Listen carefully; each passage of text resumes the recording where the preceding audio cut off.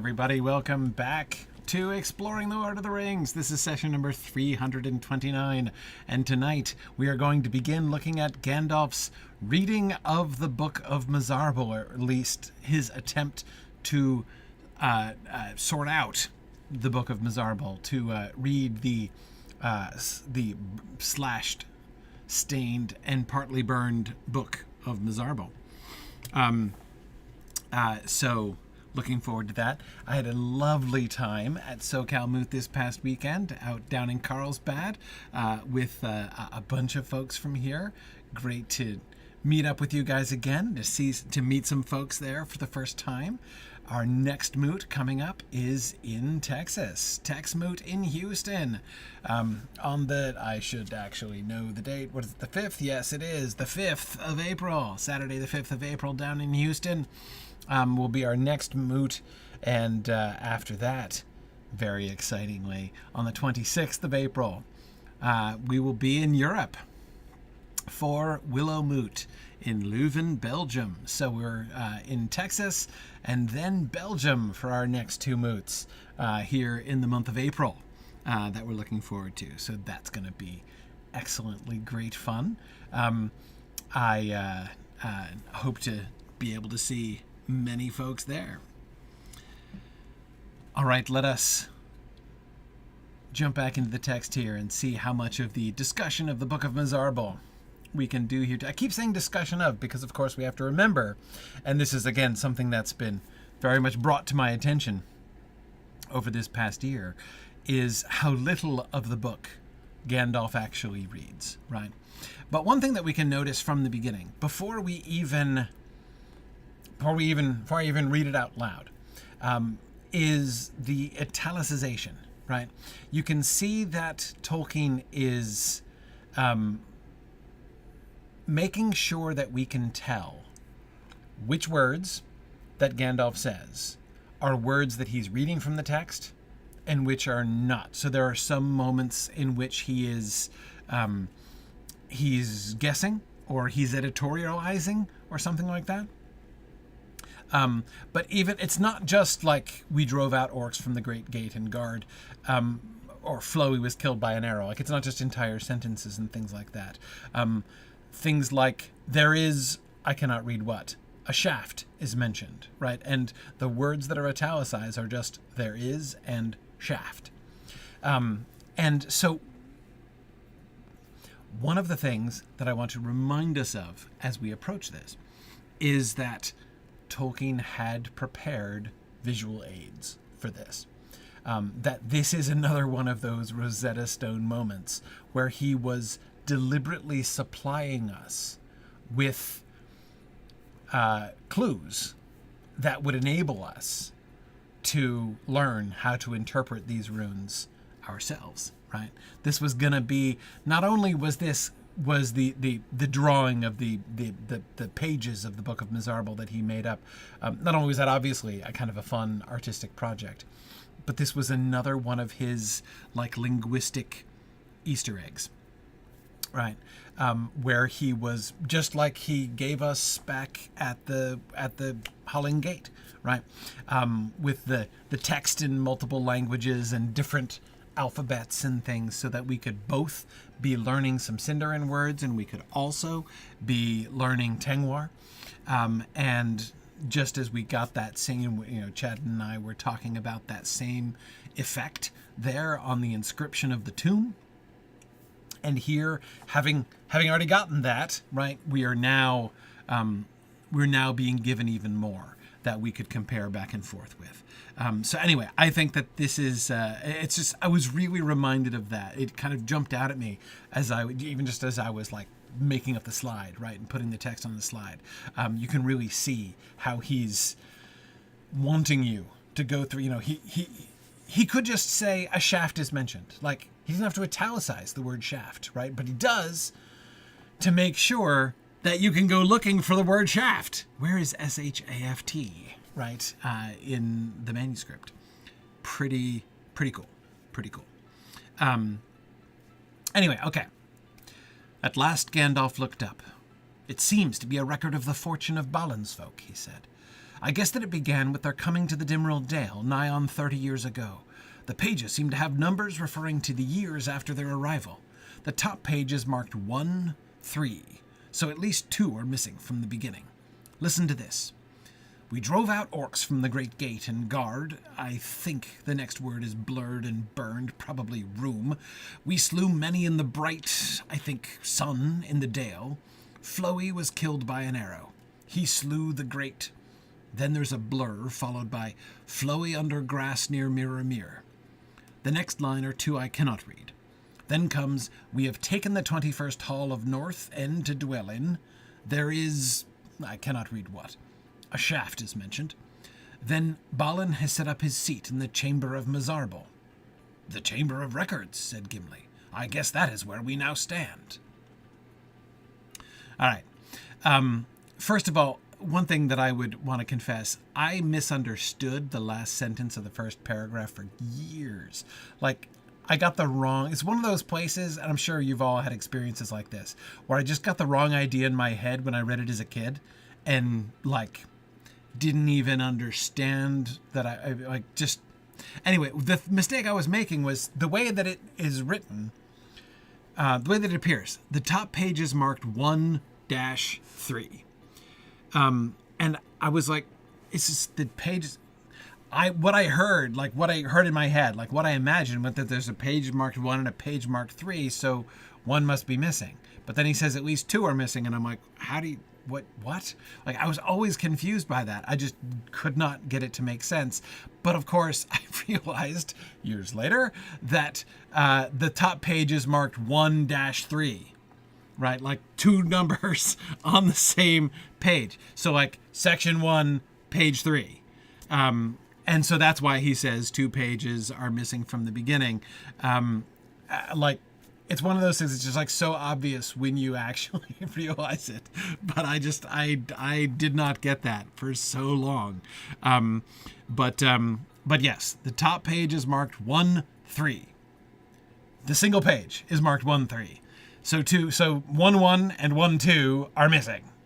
I'm almost positive now what Gandalf meant by that. So notice that before he even tells us anything about the text, that is about the prose, right, that's written there. He's telling us about what he can discern of the organization of the manuscript, right? That they are making notes which they are numbering based on years after their arrival is his guess, right, of what this means. That by itself is interesting, right? What does that tell us? What conclusions can we draw from that?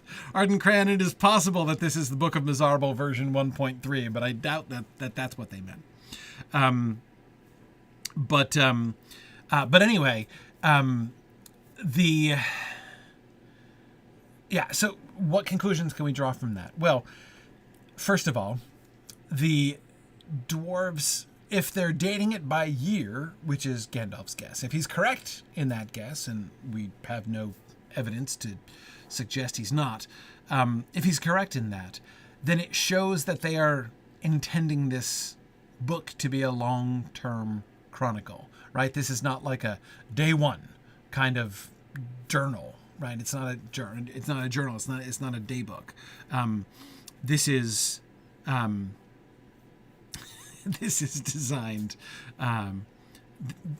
This is designed to be a long-running survey. What that tells us also, like, unless the book is like very, very long indeed, they're not making daily entries, right? So this should, I think, set our expectation as to what we're going to read in this, right?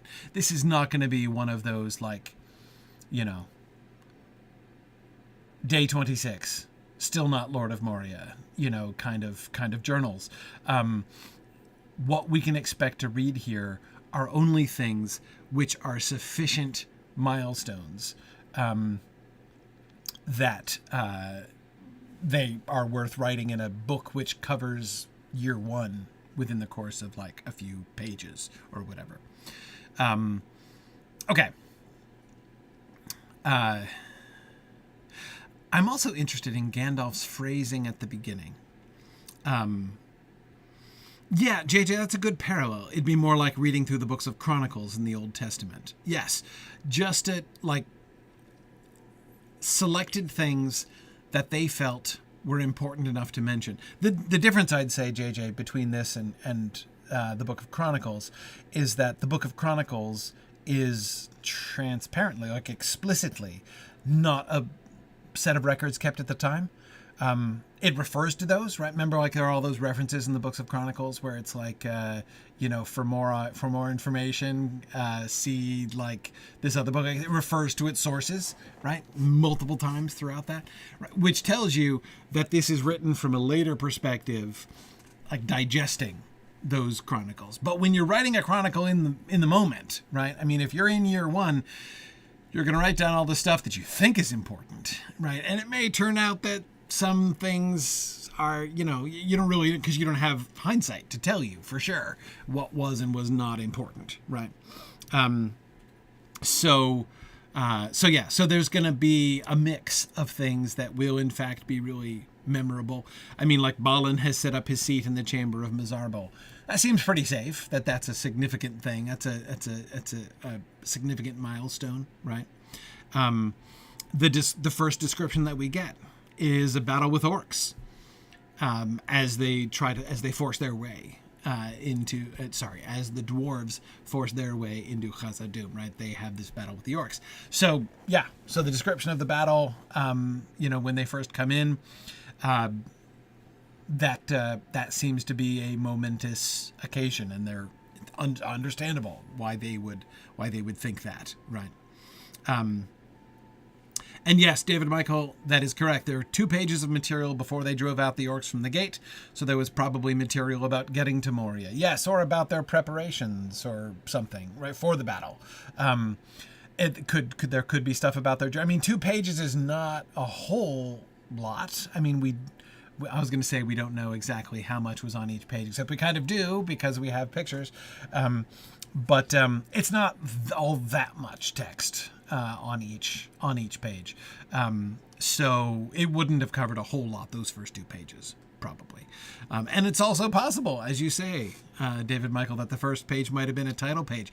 Maybe they gave it a really snappy title, and like, the author of which was just like, we just hope they won't call this something boring like the Book of Mazarbul someday. I hope they'll remember this really, moving title that I've come up with. But, yeah. Anyway, sorry, I'm laughing at JJ's suggestion. We spent several hours killing bears and shrews to level up before tackling our first real challenge. It's a Lotro joke there. Anyway. All right, so... Right, but Gandalf calls this a record of the fortunes of Balin's folk. Fortunes is a particularly interesting word there, I think. It's not a... I mean, on the one hand, like it's sort of generic enough. It's not like an enormously weighted word necessarily. But it...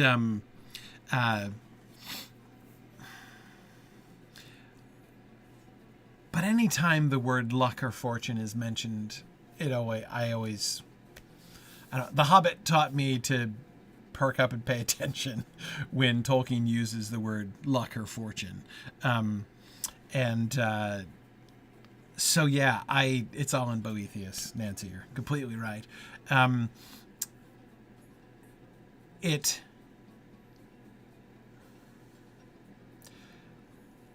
Gandalf isn't necessarily referring to their luck explicitly by saying that. But the word still evokes it, right? Gil Donovan says, not the record of the misfortunes of Balin's folk. Yeah, I mean, he could have called it that. I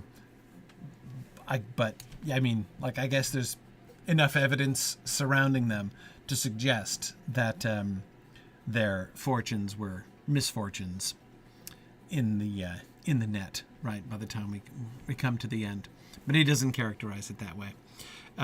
It would be spoilers. Fencing Frog, I agree. Though again, the bones littering the floor are a bad sign. Yeah. Bjarne Sonner, you're right that on the one hand, fortunes means how things went, right? And yet it is exactly that sort of overlay, right? The overlay of luck or fortune on top that is the destiny, Kurtzimus, exactly. Or even, one could say, the doom of Balin's folk. Yeah, Jackie was just thinking exactly the same thing. Yes. And it alliterates nicely with folk, as Little Rim Johnny points out. Yes. It seems to be a record of the fortune of Balin's folk. I guess that it began with their coming to Dimrill Dale nigh on 30 years ago. The pages seem to have numbers referring to the years after their arrival. The top page is marked 1-3, so we talked about that. I think so. The only way that Gandalf could be concluding the thing about the years is just by the numbers, right? He would see 1-3, and then possibly has looked ahead to see that there are numbers, 1-4, 1-5 that follow, that allow him to guess at the system here. His guessing that it began with their coming to Dimrill Dale is both based on, I think the presumption that that's what would have happened in year one, but also based on the text of what he can see, right? We drove out orcs from the Great Gate.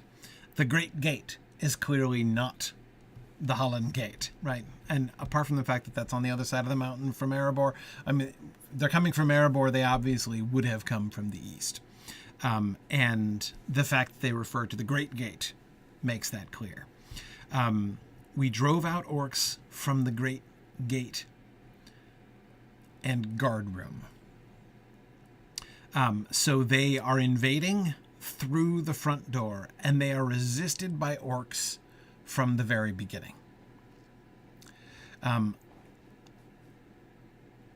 Notice Gandalf is being very cautious and very explicit from the beginning. That is, the Great Gate and guard, I think the next word is blurred and burned, probably room, right?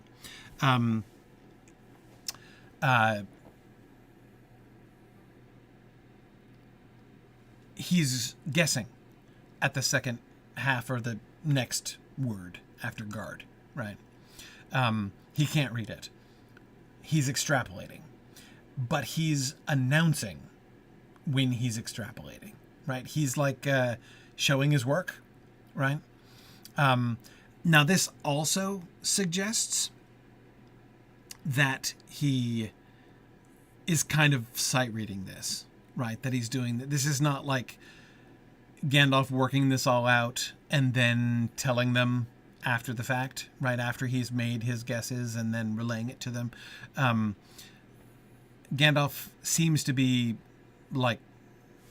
narrating aloud his own analytical process, right?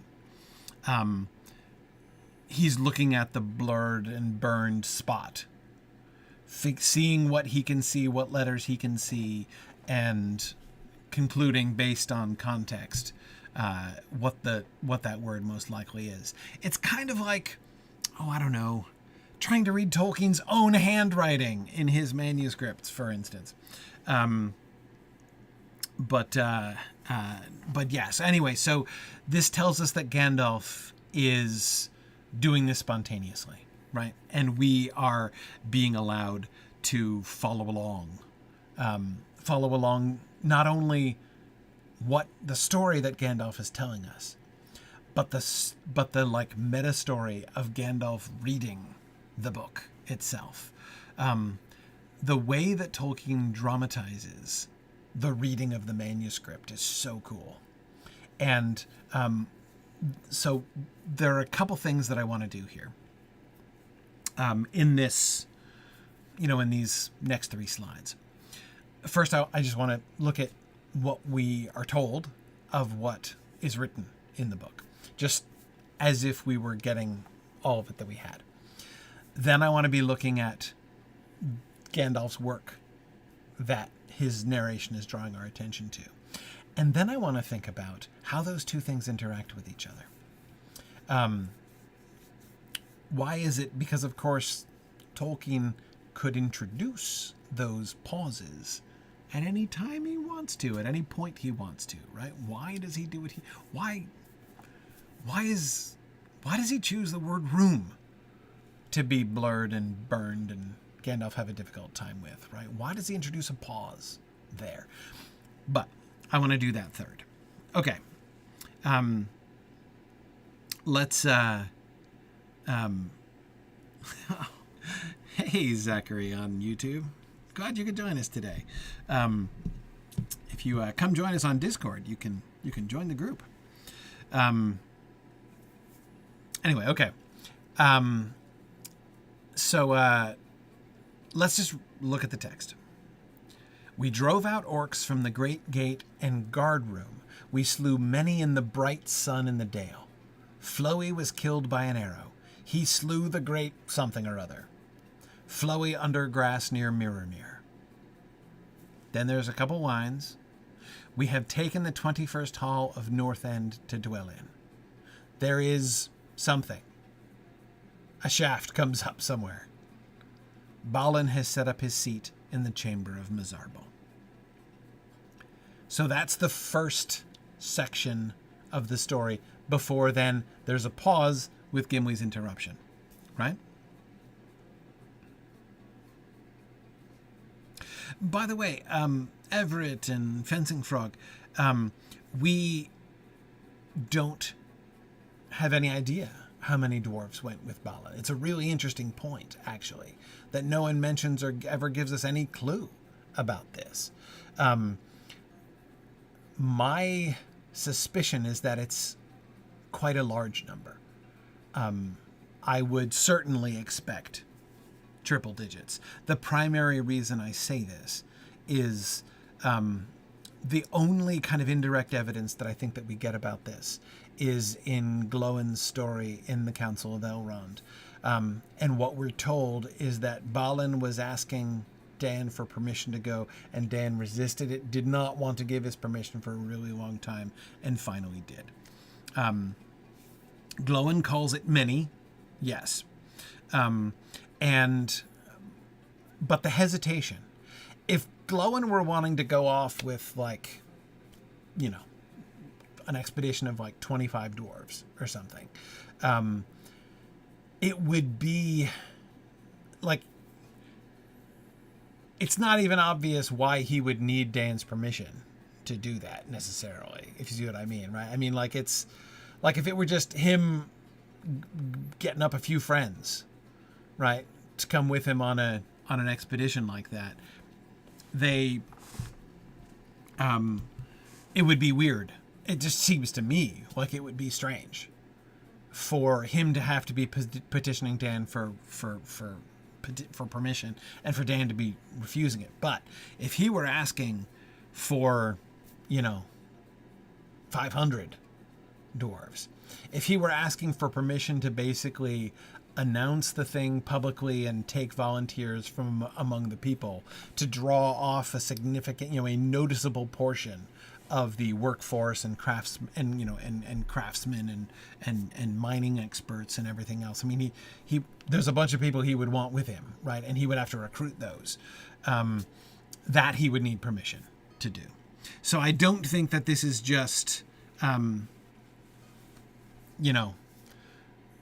Balin needing permission to, like, get a bunch of his, buddies to go with him down to Khazad-dûm.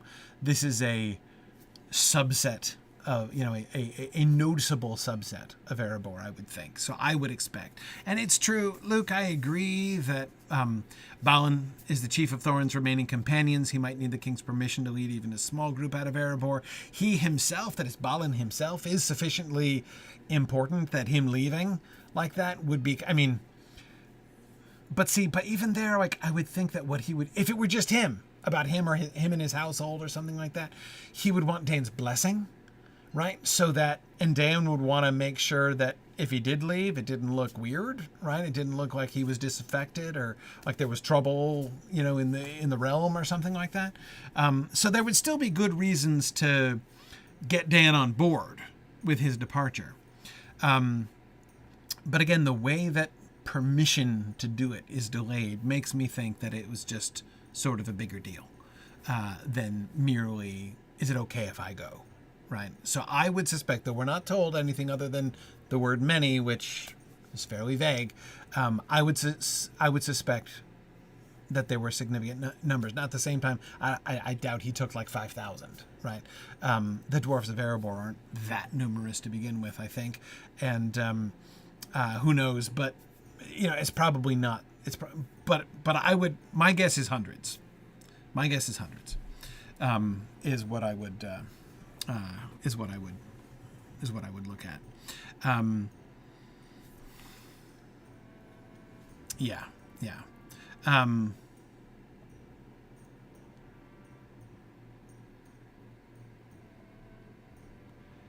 Okay.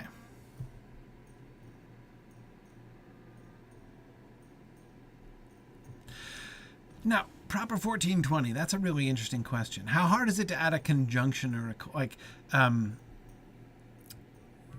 that is,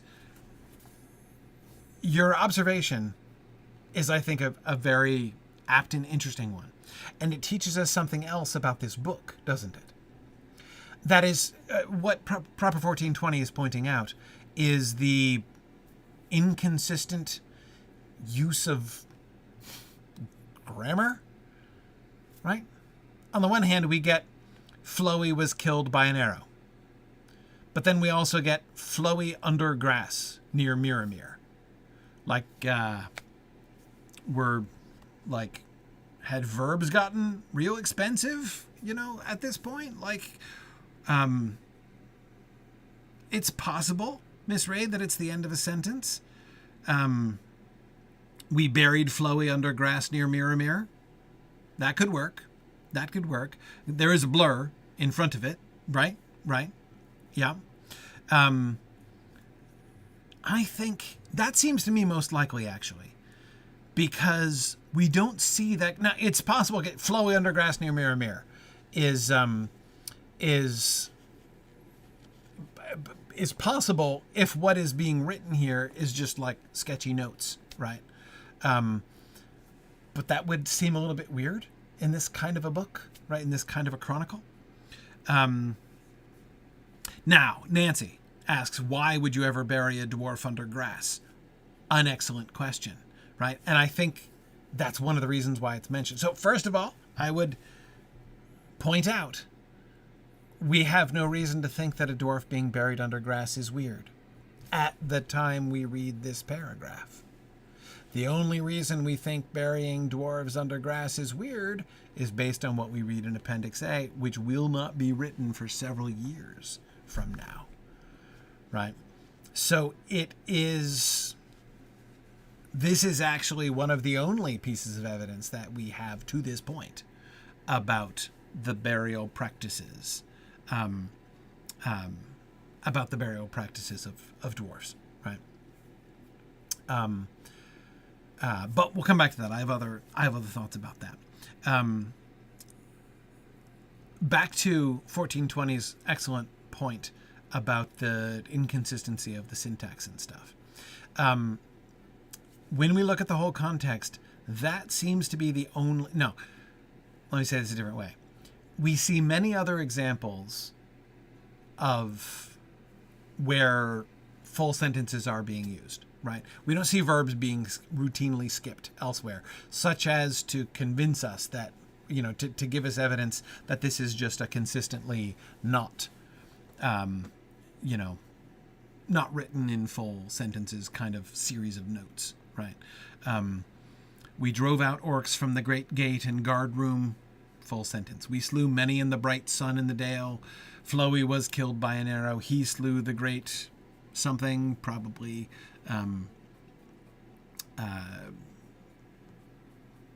yeah, we don't know what that is. Goblin, possibly, but we don't know. We have taken the 21st Hall of North End to dwell in. There is, yeah, all of the rest of it is complete sentences.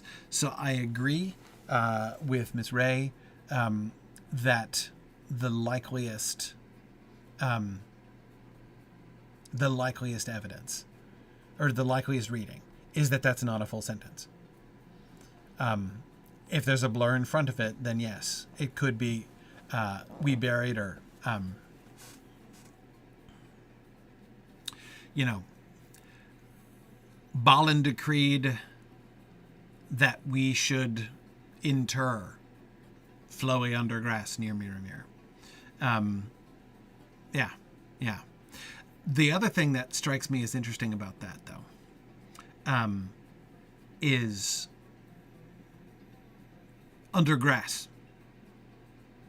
That not under the grass. There's no definite article there, right? Just under grass. And I agree. Somebody was just saying it, and I didn't catch who it was. That itself could suggest that in Tolkien's mind it was already odd, unusual, for a dwarf to be buried in the dirt, such that they use this phrase. Like if they buried Flói under grass, right, as opposed to under stone. Exactly. Well, they wouldn't even say under stone, presumably. Like if they would just say, buried or laid to rest, they would just say they laid Flói to rest if he were buried in stone properly, right? But the fact that he was buried in the dirt is why it says they laid him to rest under grass, right? Which, again, it sounds like a thing, right? It's possible. Fencing Frog and Little Room Johnny both suggesting maybe they meant to go back and get his body later on to reinter him. I think it's also possible that they... I think that is possible. I think it's also possible that... notice it's not just any grass, right? It's not just like we had to bury Flói in the dirt and that was really sad. He's under grass near Miramir. It's a pretty good spot. I mean, like, they've buried him in a sacred place. Yes, it's under grass and not in stone, but it's a holy site. Yeah, exactly. So, if you can't be buried in the stone, well, being buried in a sacred place is a pretty big deal, right? So that would be a special honor. And it, again, receives a message, receives a mention is what I mean, right?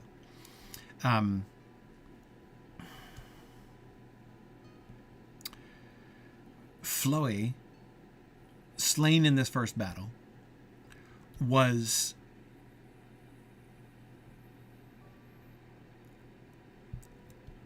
conspicuously heroic. He was the one who slew the great something or other, right?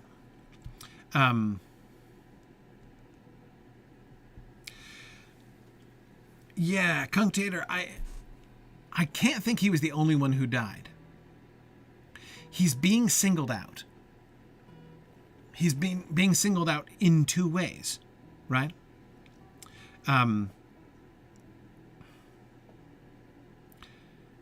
first, about his burial, and second, by what he accomplished.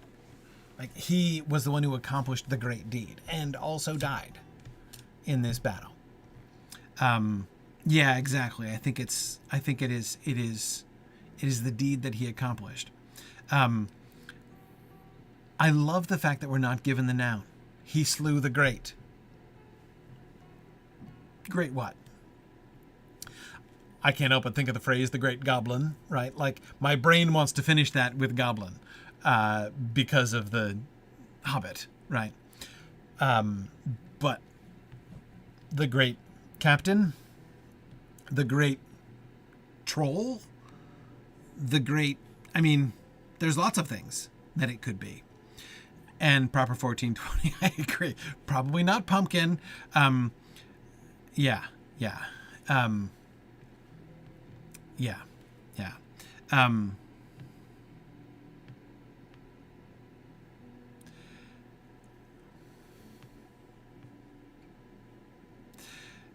It could be, yeah. The fact, anyway, as 1420 was saying, the fact that it's left to our imagination is very effective, right? We don't know what it was that he slew, but it was great, and that made it such that Flói's burial is mentioned. I can't think. I mean, it's possible. Of all the readings, I actually incline against the reading that Flói was buried in the grass because they couldn't bury him under stone right away. Notice that it's in one or two lines afterwards. The book is saying, we have taken the 21st Hall of North End to dwell in. If 21st Hall of North End is the hall that they were just in, which seems likely because it then immediately mentions the Chamber of Mazarbul afterwards, which is where the company is currently standing, as Gimli points out.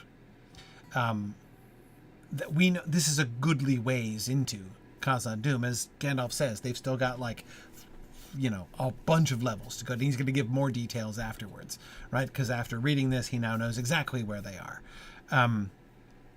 So now, we don't know how much it could be that, like, a month of, military campaign passes between the description of this initial battle, when Flói slays the great something, and when they finally take the 21st Hall of North End to dwell in. It could be a good deal of time that passed there. But I'm inclined to believe that he slew the great makes it sound like this was their victory, not just the first skirmish of a month-long campaign, right? The first skirmish in which Flói was killed. But then battle went on for another month. I'm inclined to think that there is a big battle in which the dwarves are victorious, thanks to Flói, who slays the great whatever it was, which turns the tide of the battle, and now they have beaten through this initial resistance. And that after that they move in and take the 21st Hall of North End to dwell in. Again, we don't know. Fencing Frog, as you say, there's almost no references to time at this point. Absolutely.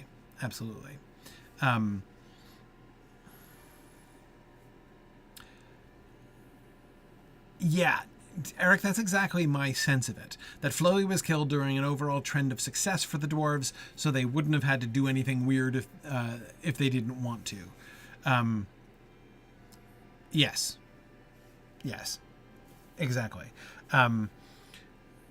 It seems to me that burying him under grass near Miramir is a particular choice. Like, they want to commemorate the death of Flói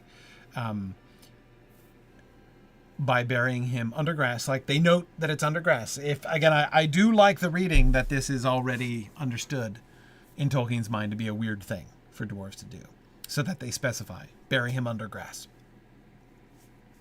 But yes, that seems to be a special honor for him, not just the kind of honor that being a burned dwarf was, right? Being a burned dwarf just meant that, you know, your ancestor was killed at the Battle of Azanul-Bazar, right? And that itself is an honor, right? But this is a personal commendation for Flói, right? It seems. Yeah.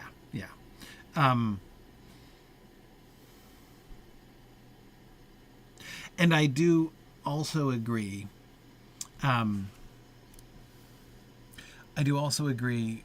Eric, with what you were saying about the overall trend of this. This whole first segment that Gandalf has read is, thus far, appears to be a record of unbroken success. They arrived. They had a battle right at the front door. They won the battle at the front door. They came in so far that they set up their headquarters very far inside, well away from the front. This is not they win the battle at the front gate and then squat there at the front gate, not daring to go further or anything like that. They win the gate and then seem to have their run of the part of Moria nearby. The shaft is interesting. So like Balin, so we've got taking the 21st Hall, and then Balin has set up his seat in the chamber of Mazarbul. Okay, so we have again, Balin setting up his seat, right, is sounds significant, right? He is now ruling from within Khazad-dûm, right? That's cool. That's a big deal. And yes, I agree with you, Eric. We took this hall to dwell in. Dwelling sounds much more permanent than we set up a forward operating base. Yeah, exactly.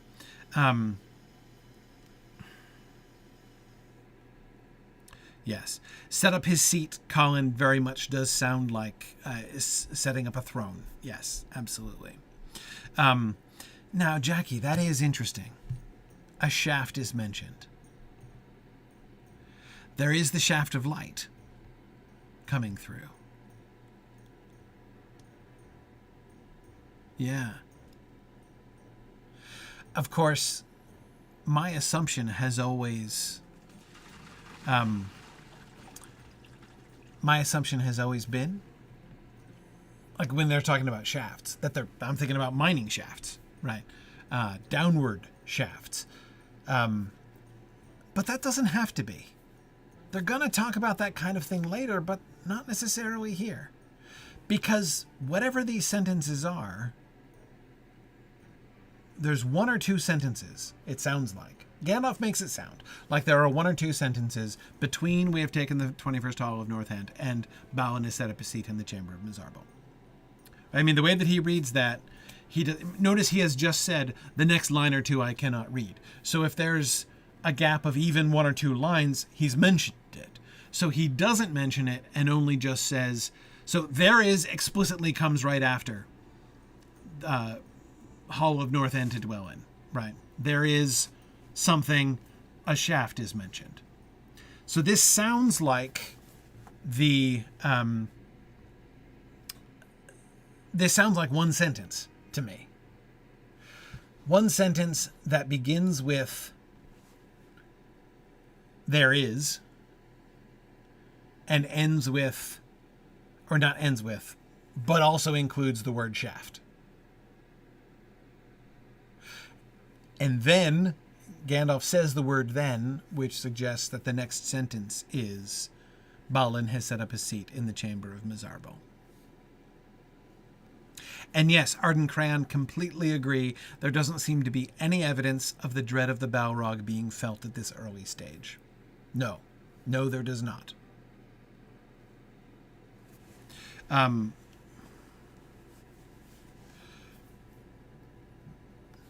So, if we operate on the premise that there is in fact one sentence between those two that we get.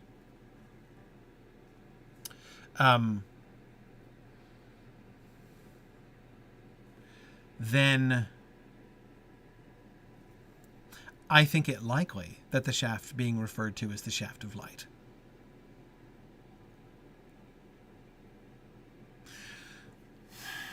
Okay, one problem with that reading, though. The word shaft, the use of the word shaft to describe the light, it's kind of metaphorical, right? Do we have reason to think they would use the same metaphor?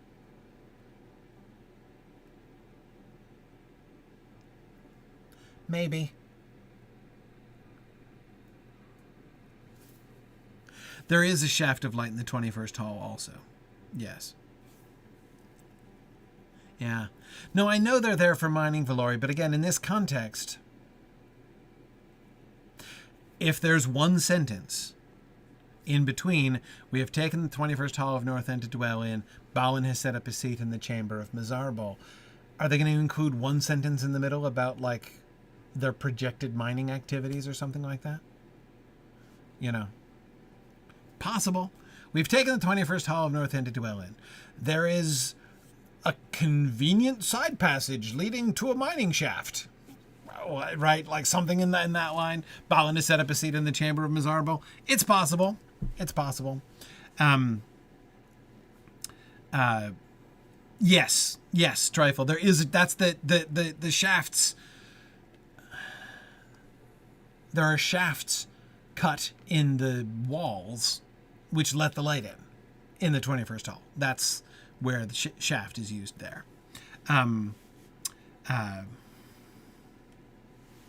Yes.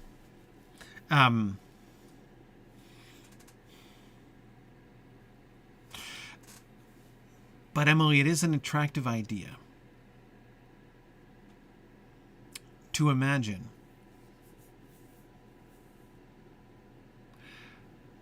if he's referring to the shaft of light in the chamber of Mazarbul, and it's alluded to in the sentence before, Balin has set up a seat in the chamber of Mazarbul. Are we being invited to imagine that where Balin's tomb now rests beneath that shaft of light, Balin's seat had rested?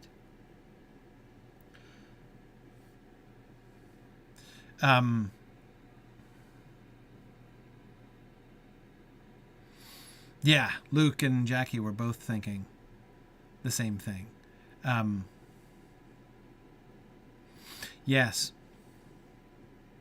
Right, JJ's pointing out the use of the word shaft, Gandalf's use of the word shaft to describe, right, where the light comes in the 21st hall. Yeah. Those, given the brevity of this, again, this doesn't, you can't rule it out, but it seems to me unlikely that this would be a one-sentence discursus on mining prospects between those two sentences. Nancy says, wouldn't it be sad for Balin's tomb to be made from the stone of his seat? Yes, it would be sad, but I could easily imagine it being done. Couldn't you imagine, after Balin's death, them saying, where shall we entomb him? And somebody saying, we shall place his tomb under the shaft of light where he set up his seat. So that Balin's rule of Moria, brief though it was, will always be remembered. Yeah. Anyway, I do like that reading. Notice again how just... Yeah. Okay, now I'll come back to that. Okay. Gimli recognizes the phrase, Chamber of Mazarbul, the Chamber of Records, and guesses that that is where we now stand. Why? Based on what does Gimli guess that? Possibly based on what he knows about the Chamber of Mazarbul and the Chamber of Records. But notice that there kind of needs to be something. I mean, unless he's been looking around him and saying, this really looks like a chamber of records to me, right? And then he hears the reference to the Chamber of Mazarbul, and he's like, oh, yeah, it's totally where we're standing right now, right? Munmore says, because they found the record there? Well, yeah, sitting around. I mean, in a puddle. I don't know. It's, I know. It was next to the lid of a broken thing. Whatever. It's among the rubble. But yeah, Melon, that's what I'm kind of building towards, is that it seems to me that, yeah, I agree. That's exactly what I'm thinking, Fencing Frog. I'm not sure that one book makes a chamber of records. No, me neither. But Melon, I'm thinking the same thing. The shaft is what,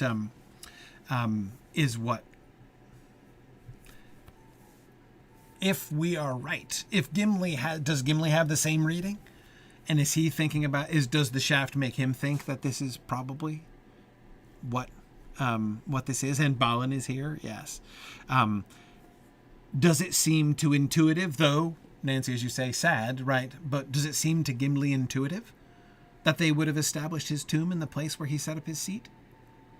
It could be that Gimli is like, oh, well, since his tomb is here, this is presumably the place where he set up his seat. This must be the Chamber of Records. That seems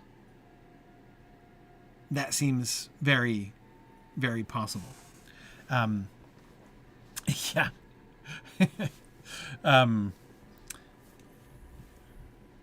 Okay. All right. Thinking about Gandalf's interruptions here.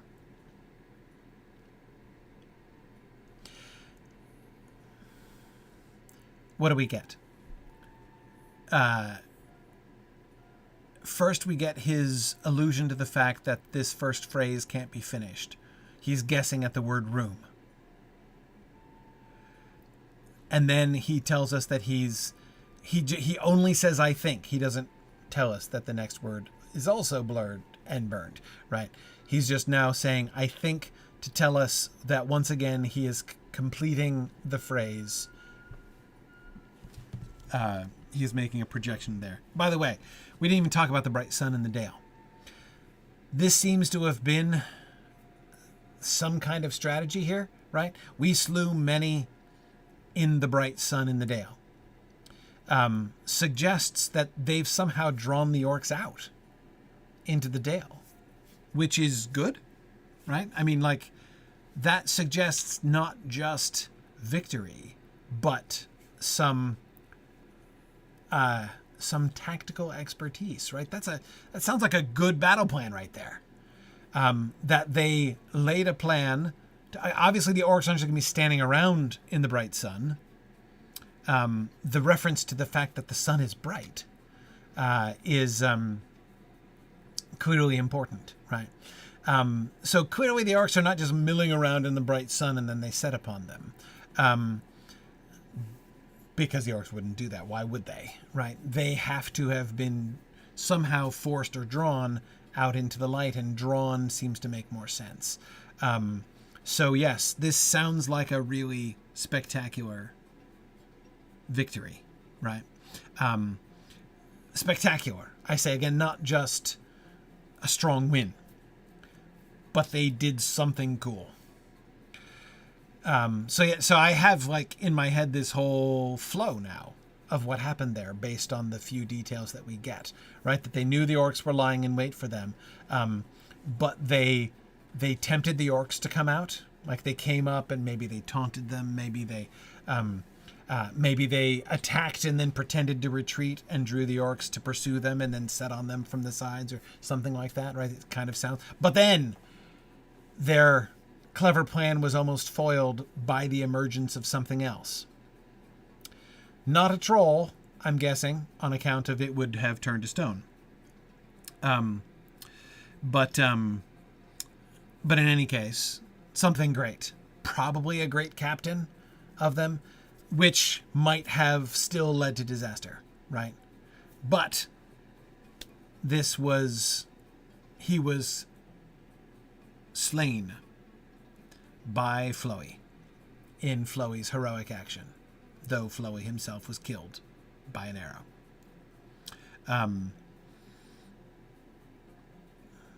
This would be another reason why they would bury Flói near Miramir, because that's where the battle was. Like, the battle is right there in the dale, right? Not far from Miramir. So again, it's kind of commemorating the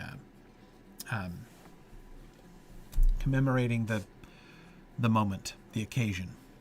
Okay, anyway, but sorry.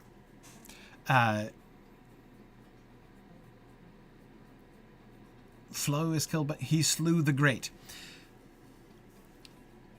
Notice, this is the third time Gandalf has stumbled over a noun, right? Third time that we've gotten a modifier, and then Gandalf had to guess at the noun. Guard, and then he guesses at room. Bright, and he guesses at sun. Great, and then he doesn't even guess. He slew the great. It's possible that the sentence just ends there. He slew the great. Maybe that's all they needed to say. But I don't... right, that it's a full sentence. I don't know. I don't know necessarily.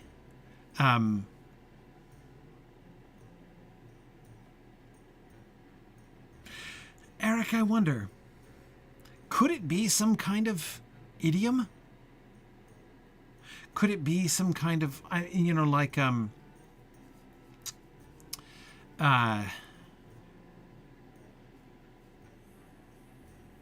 a word that technically translates to great, but when used, it's like might there be a sort of a Kuzdulism, right? Where you say the word great, meaning, yes, a substantivized adjective is exactly the kind of thing that I'm thinking of, Eric. It doesn't work in English. We don't really do that. Yeah. We don't do that same thing, but it wouldn't have to be capitalized.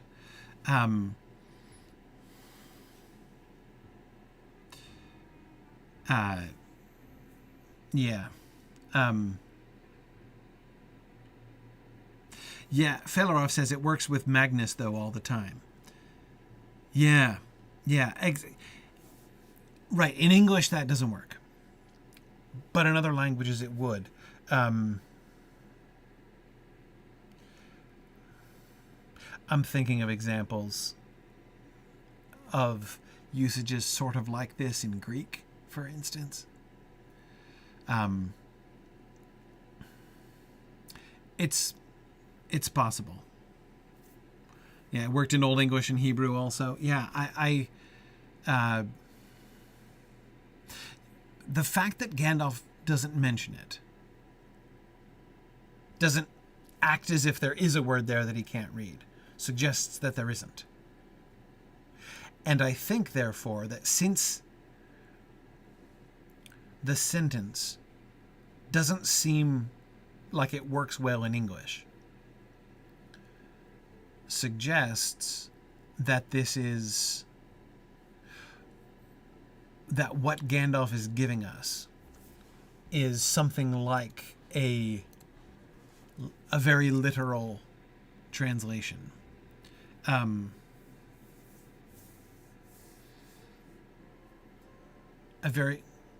Because on the one hand, you've got to think that they didn't write this in Westron, right? Probably. I mean, it is in Westron. Like, it is in English, I should say. Like, the runes are...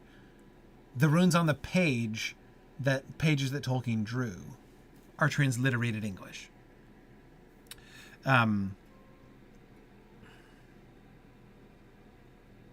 But that doesn't tell us anything, because whatever language it was that Balin's folk were writing in, there's one language that I think we can clearly rule out, and that is English. Right? They might have been writing in Khuzdul. They might have been writing in Westron. They could theoretically have been writing in Sindarin, though that seems unlikely. But they certainly wouldn't have been writing in English because they didn't know English.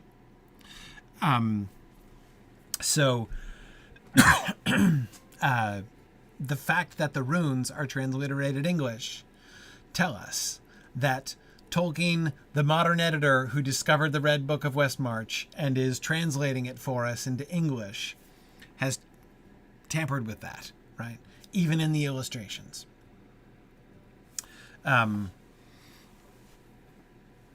Yeah. So,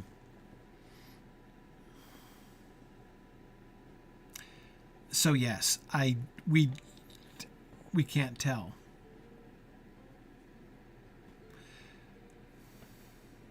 But since Westron is always rendered as English in the translation,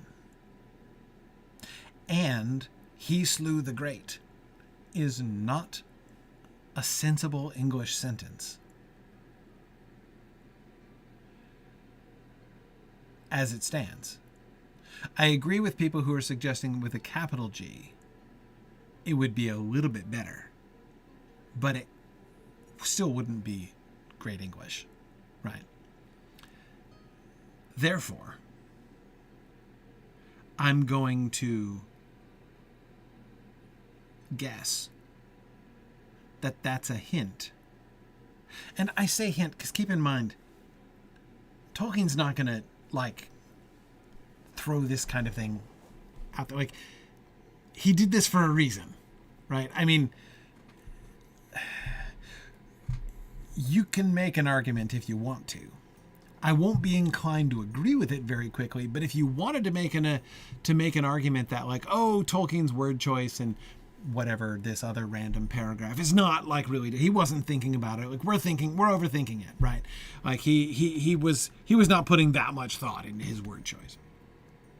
That's possible in some places, and there might even be places where I'm inclined to agree with that, though not very many.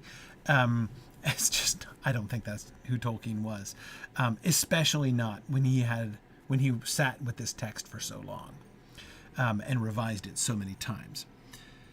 But here, I think it's impossible. Here, I can't believe it at all. He is paying too much attention here, creating this moment where Gandalf is sight translating and sight reading a messed up manuscript and sight translating it also, probably.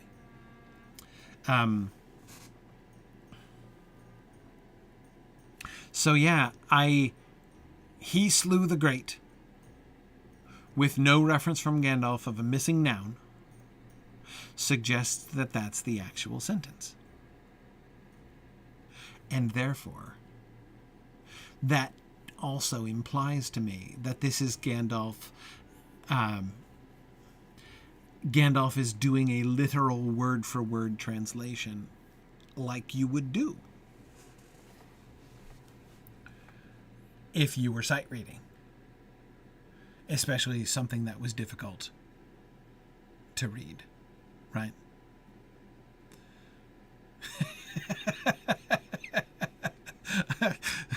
I like that. JJ's still trying to make a good normal English. He slew the great but spared the weak. I like that.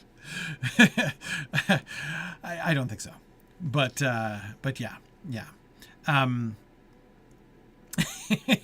It is a way in which it would work in an English sentence, right?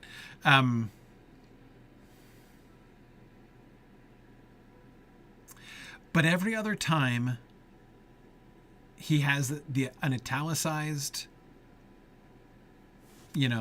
bunch of words with a period at the end.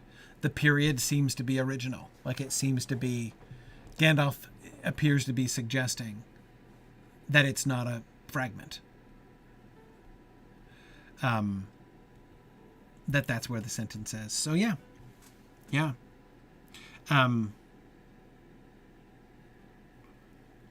Interesting. Blood the Inspirer says, he slew the great also works in Arabic. Yeah, exactly.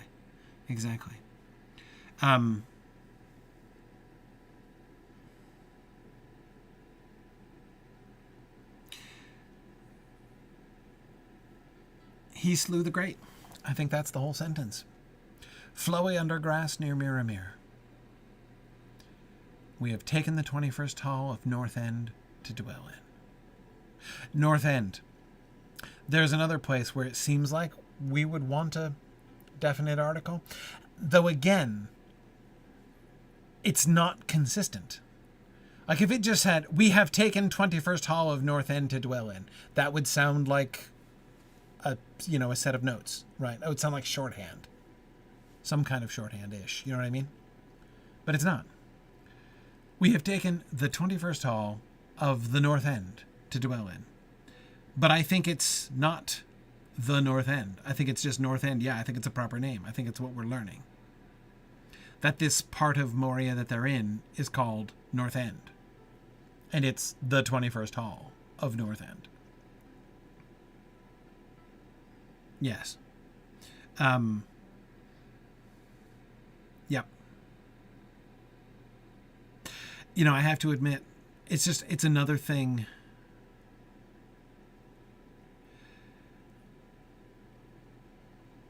When I have read this, I had always read Flói under grass near Miramir as if it were a complete sentence or like a fragmentary sentence. And that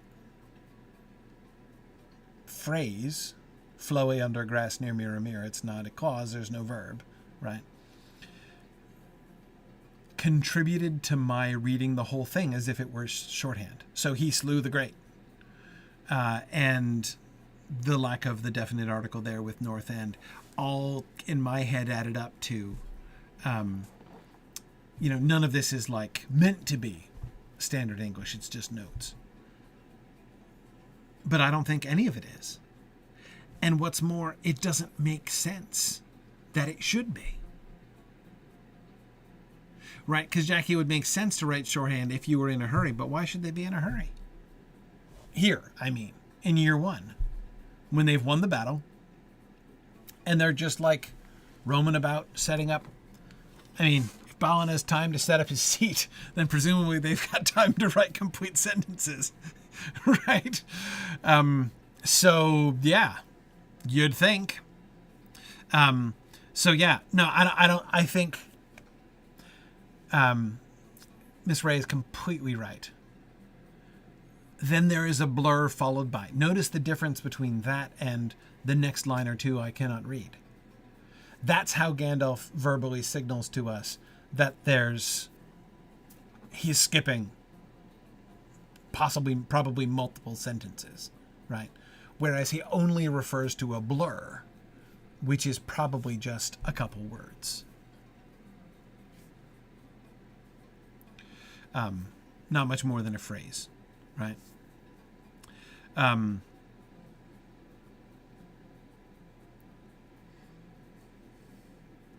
Flói under grass at Miramir puts you in mind of Shaka when the walls fell. Yeah. Well, it certainly could be used that way, right? Totally. Yeah.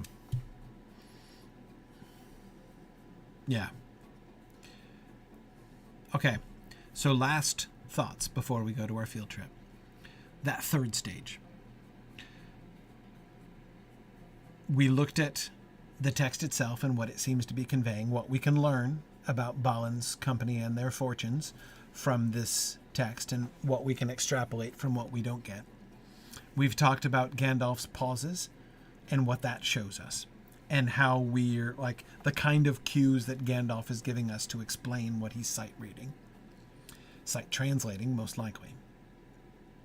Now, why does Tolkien introduce these pauses? Why does he break this up in this way?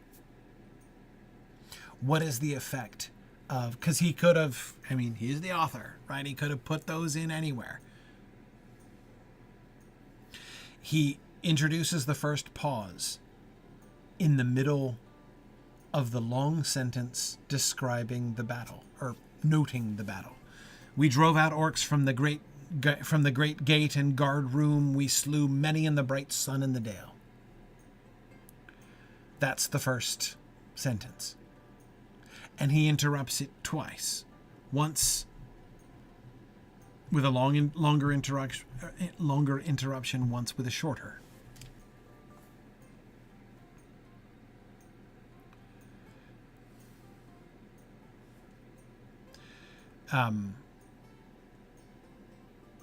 Then we get the pause between Flói's death and his deed, and the mention of Flói's burial.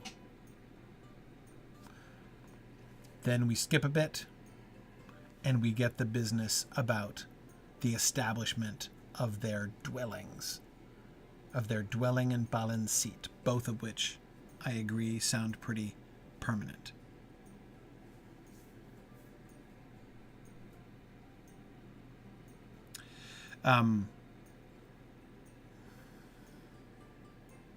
So Tolkien chooses to interrupt the action sequence.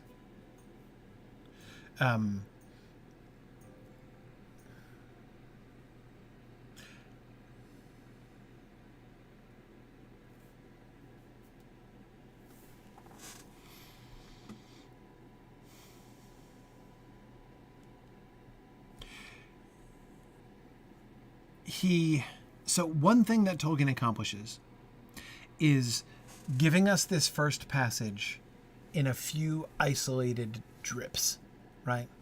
First, there was a battle.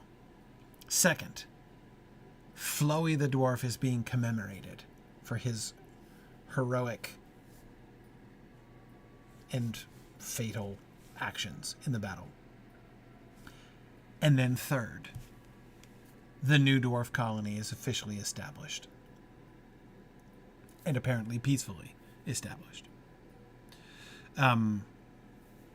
So one effect of it is to kind of chunk it for us. Since we have to do, Gandalf is doing extrapolation, and we're following along with his extrapolation, right? We're extrapolating ourselves in a sense. He's giving it to us in these, he frames it, right, so that we're thinking of these three things: the fight at the gate, the establishment of Balin's seat, and in the middle, the commemoration of Flói's heroic death, right? I'll come back to the question about writing home in just a minute.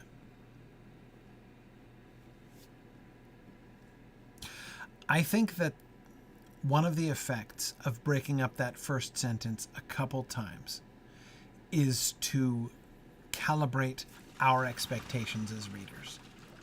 Think of what we would be expecting if Gandalf says, "Listen to this. We drove out orcs from the great gate and guard room. We slew many in the bright sun and the dale."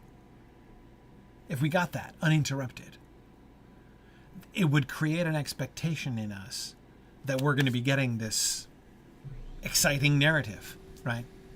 This fluid, exciting narrative. But that's not supposed to be this experience. The experience that he wants us to have as readers here is not reading an exciting story. That's not our experience.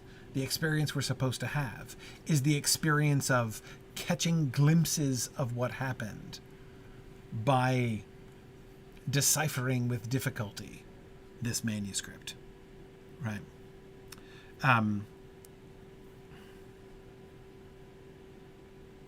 Yeah. So he wants it to be interrupted, and twice in the first sentence, so as to put us in the right mode, right? We are catching difficult to catch glimpses, not getting a whole narrative. Don't expect it. Yes, Ms. Ray, it puts us into more of an archaeological frame of mind, rather than a just narrative frame of mind. Yes, exactly. Now, as far as why didn't they send a message back, they almost certainly did. JJ was quoting the passage from Glóin in the Council of Elrond. That was nigh on 30 years ago. For a while we had news, and it seemed good. Messages reported that Moria had been entered, and a great work begun there. Then there was silence, and no word has ever come from Moria since. So there were two things that we're told. Okay, hang on. Two things that Glóin refers to that Erebor was told. One, that Moria had been entered, and two, that a great work was begun there. This passage is the passage that talks about Moria being entered. I believe that the next passage is going to describe a great work being begun there.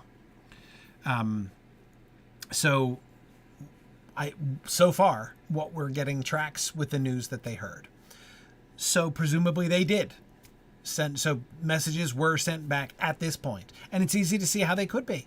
They seem to be fairly comfortable here. Set up their dwelling in the 21st Hall of North End. The seat of Balin. His seat of judgment set up under the shaft of light. I still like that idea. Yep. And they're writing letters home. And it seems good. Right? For a while. Yes. The great work begun. Well, we'll see that next week. We'll do the next slide next week. And I believe it's in the next slide that we will see the great work begun. All right.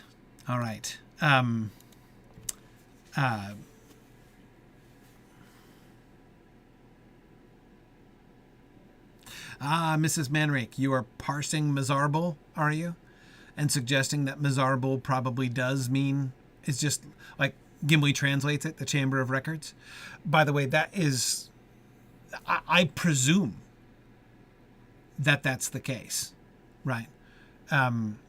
This is a classic Tolkien, like, he does it, he's Rosetta Stoning, right? The Chamber of Mazarbul, the Chamber of Records, said Gimli, right? Like, Gimli doesn't actually say the words. Now you know the Khuzdul word for records, right? Except we kind of do, right? So yeah, I assume that that's what that means.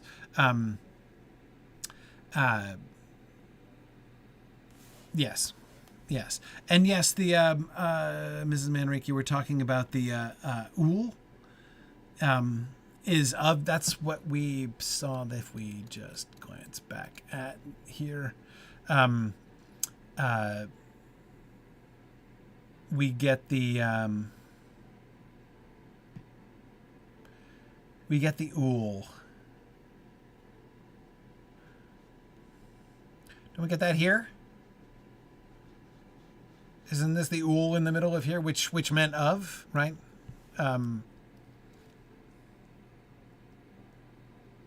Anyway.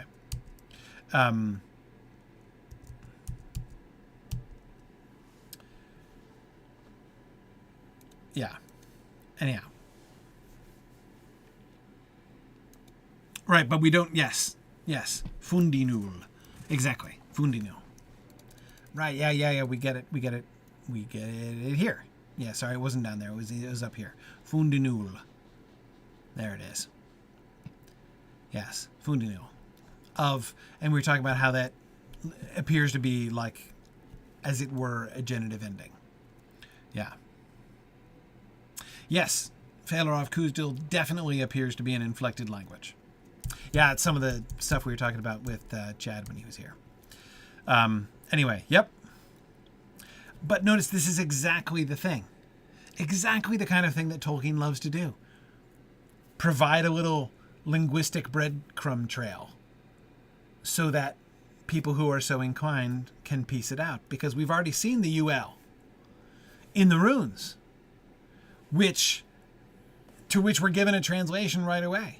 Both in runes, and then spoken, and then in, both in the Cirth, and then in the Latin alphabet, right? When Gandalf says, Balin, son of Fundin, Lord of Moria, right?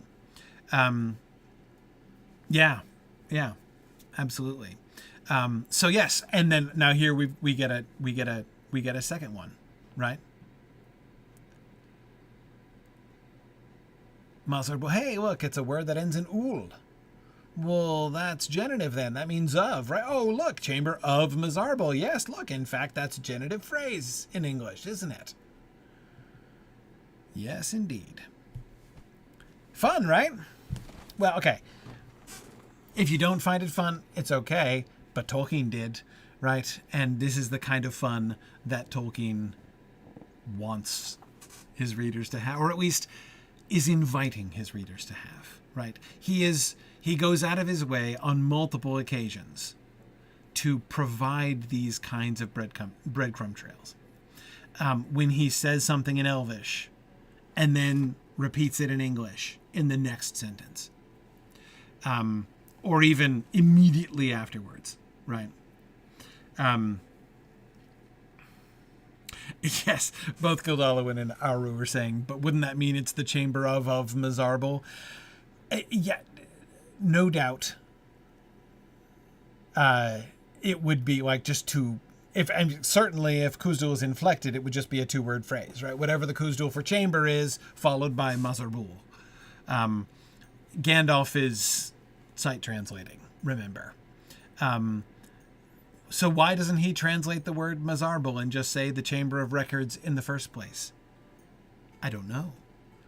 But I suspect it is because it suggests to me that he is... does Gandalf perhaps... Is he forgetting that vocabulary word? I mean, like, how rusty is Gandalf's Khuzdul after all, right? He might not know... I mean, he's sight translating. He might not know that word, Mazarbul, the Chamber of Mazarbul. So he just says the Khuzdul. He can tell it's a genitive construction, so he puts it in a genitive construction in English. Well, in Westron, but you know what I mean, right? And then, Eric, that's exactly it. Gimli helps him. The Chamber of Records, that would be Gandalf, right? It's okay that you don't know that word. Gimli's got his back. The Chamber of Records. Yeah, exactly. So see, that would mean that Tolkien is inserting a word that Gandalf doesn't know how to translate so as to draw attention to the translating of it and give us another little hint about how to read Khuzdul. Fun, right? Nerdo Sapiens thinks that Rusty Khuzdul is a good band name. Yeah, possibly. The Chamber of Mazarb. Right. No, but I would... I could say from experience, if I were sight translating something, or like mixing a literal word by word translation with an inclusion of an original word, I would include the ending like that. Yeah. The Mazarb Chamber. There you go. The record room. Little Room Johnny wonders if it's a secret word that Gimli is revealing here. It's possible. I mean, it may well be that, who taught Gandalf his Khuzdul in the first place, right? What vocabulary flashcards was he given, when he did learn it? Who knows? Nancy, it is possible that he learned it from L.A., right? Who invented Khuzdul, after all. But if so, Gandalf possibly lost this particular flashcard. There's probably a story behind that. Yeah. Anyway. It is possible, JJ, that Mazarbul might mean records in its entirety. That's possible. Like, sometimes you will get a word that has an ending that is like, a declined ending. But I'm more inclined to think that he's Yeah, I'm inclined to think that he's just giving the word because he doesn't recognize it. Again, that's just how I would do it. Okay. Cool. Good. Isn't that fun? So much fun. There's so many things that we can notice here. And I am 100% convinced that Tolkien really wanted us to notice these things. Yeah. Anyway, more translation from Gandalf next time, as we've got the entering into Moria. Now it's time for the great work, which they will allude to next time. All right. Thank you, everybody, for joining us. Should be able to be here next week. I look forward to discussing the great work, the high water mark of Balin's reign and the turning point in our slide next week. All right, very good. It is field trip time, and this evening we are going to be on the Peregrine server for the first time. So, won't that be fun? Evening? And I can see that in the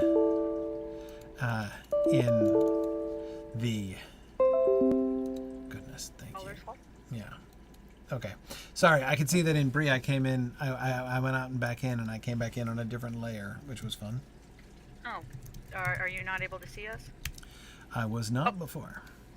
Oh, But okay. let's see. I'm coming in again, so we'll see what layer I end up in this time.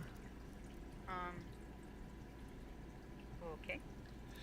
But in any case, probably we wouldn't. Maybe if I invite you to the raid and you come in.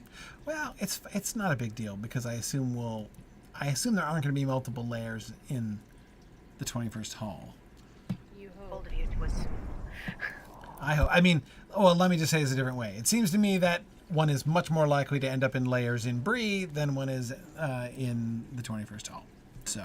Yeah, that makes sense. So we will see.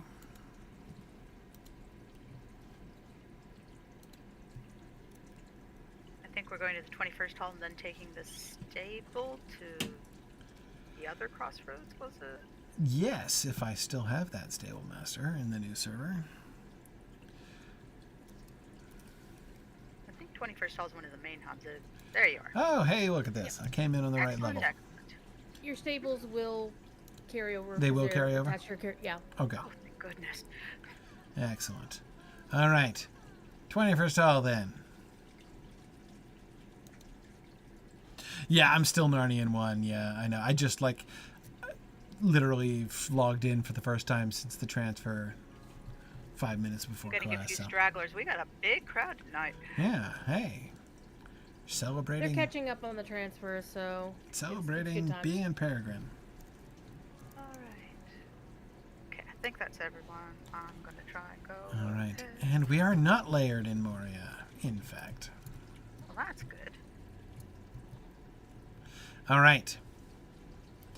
So, yeah, let's see if we can stable Master. Where's the guy? Where'd he go? Did they move him? Oh, he's down here. Oh, no, they didn't move him. They got rid of his name. He's been unnamed, this stable master. He always had a name. I don't remember it, but I remember he had one. From our kingdom. Is it Durin's Threshold? I think it was. Oh, sorry. Yeah, I didn't turn on the thing. Sorry, Can apologies. someone port Andriel Gotcha. over? She's in the third tier. I got of her. the ring. Okay, It's appreciate it. Thanks. What was the name of that place? Was it Durin's Threshold? I think it was something Crossroad. And it The wasn't Eastern big one. Crossroads? I think it was Eastern Crossroads. Okay, we'll go to the Eastern Crossroads. Yeah.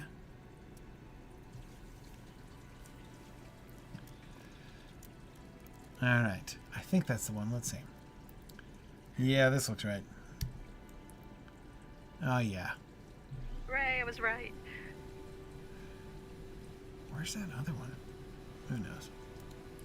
So kudos for Gandalf, though, to translating in real time with correcting the syntax. I do know people who can do that, but you have to have like a 4D chessboard in your brain. Yeah, it's especially when you're trying to, piece out a manuscript, a manuscript that's blurred and stuff. It's really, really hard.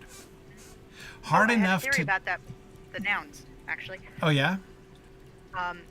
If the blurs are all on one side, maybe they start their sentences with the subject of the sentence and then the words past it modify that subject. So if the blur's like on one big side of the page and they start all their sentences on that side, maybe that's why the nouns are missing.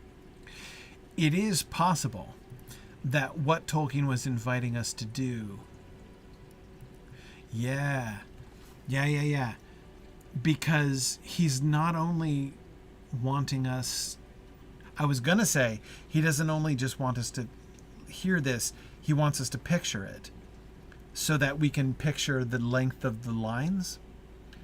If the blurs are all in the one spot, if the blurs are vertical across multiple lines so that the word room and sun line up, then that tells us how long the lines are.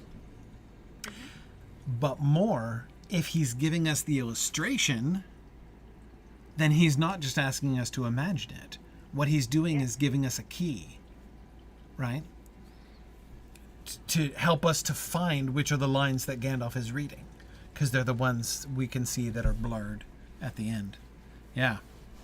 As I say, we'll take a look at the pages in a couple weeks, but yeah, I think that's likely. And notice, as you say, none of the nouns involved are subjects. They're all like objects of preposition, right? We slew them we entered the great gate and guard room. We slew them in the bright sun, right? They're all come towards the end. Yeah. Anyway, all right.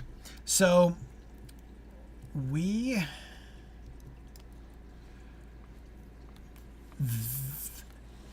at the very end last time, I was coming up with an interesting theory. Well, at least I was interested in it, which is that this very complicated, fancy schmancy pattern within pattern that is part of the later, more decadent Moria phase of decoration. Whereas the simpler version, which I expect to find right around the corner here, for the very good reason that we looked here last time, I believe. Yes. This much simpler decoration style is the older. Seems to have stood the test of time. Yes. And this seems also to be borne out by the fact that these tiles are more worn than the other ones. This looks like the ancient. Yeah, I think that's right. Okay. Just scarred up they are too. Yeah, exactly. They're all chipped and scarred. These others are so clean. So yes, I think that this is old, which means, and this is the Great Hall of Durin. And the Great Hall of Durin reminds me of an Escher painting. I mean, the stairs all more or less go in the right direction, but but you know what I mean? Like all the multiple layers and stairs going in weird directions.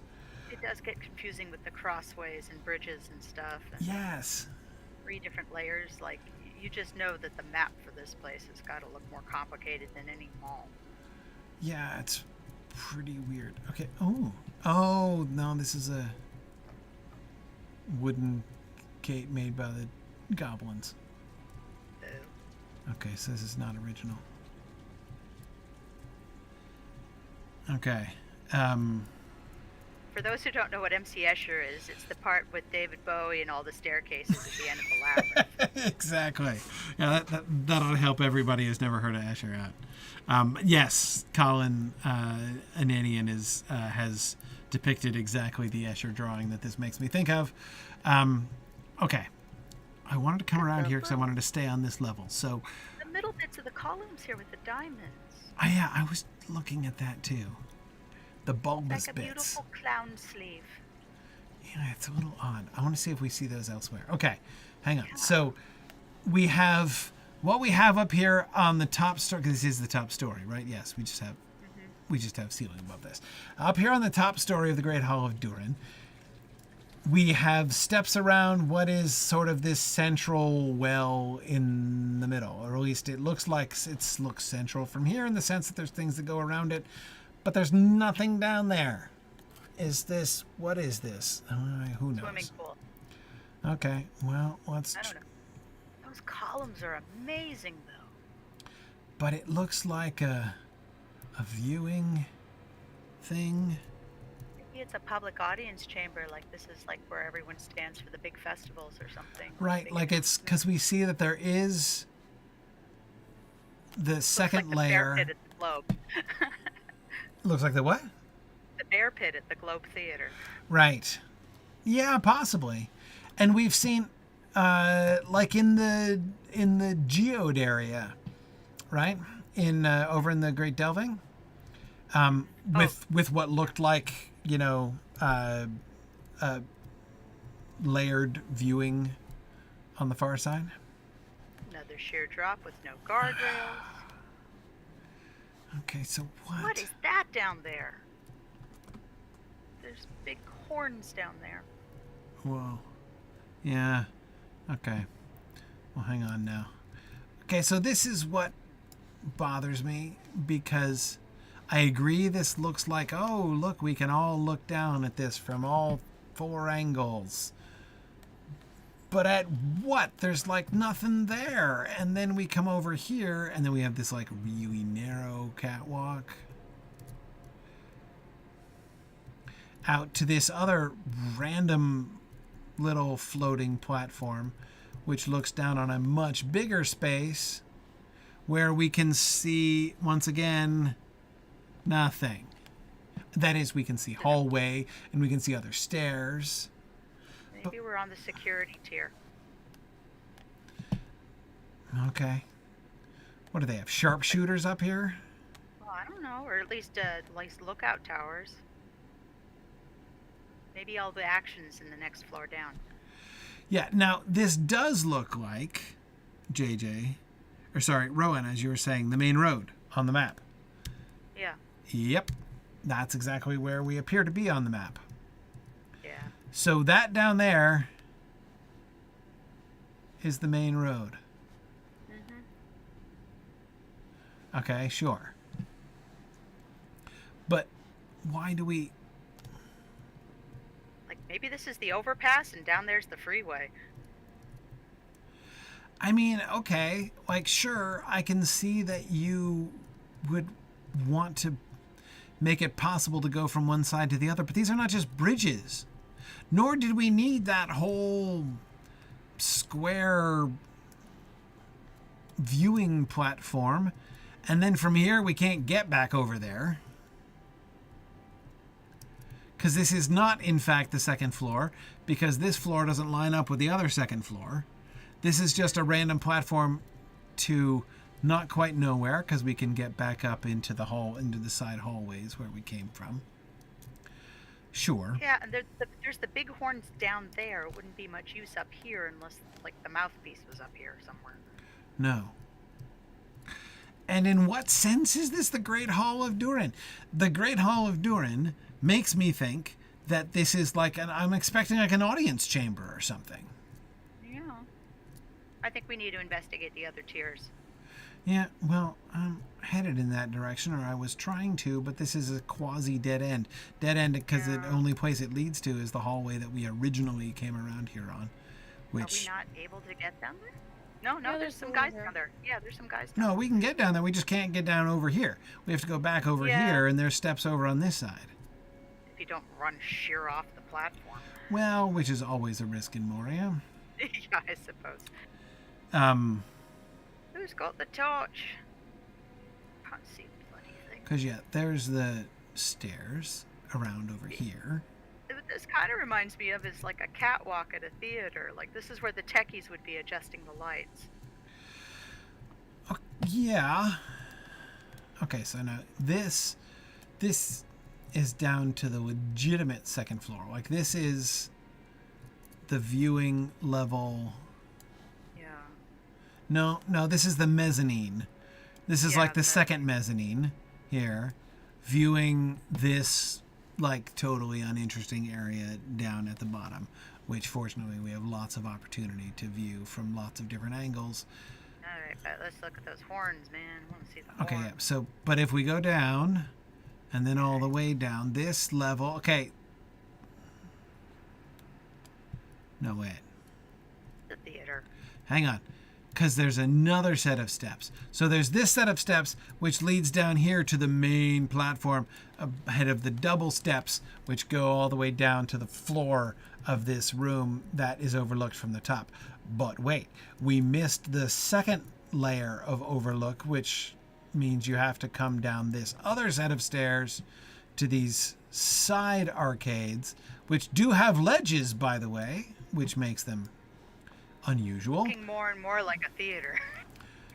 Yeah, I mean, like, yeah, we've The got cheap seats are upstairs. That's why it's got three or pretty four. much nothing. Right, so he's like the groundlings, but except not the groundlings. It's like the atticlings, right? Who can Well, maybe the dwarves fall see it off differently. really The easily. closer to the ground you are, the better you are. Okay, maybe. Right?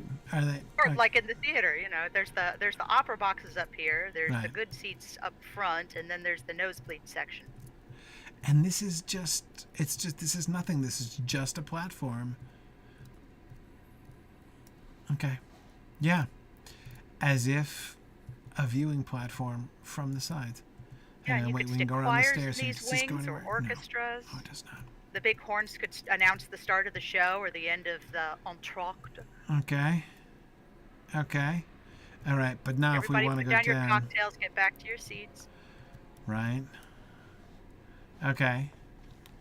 So now this is the floor, or like as it might be, the stage. But here's some more of your columns here. Like medieval times where they'd have the horses fighting down here. Or they'd flood the arena and have ship battles. Those are very strange and fancy. Okay.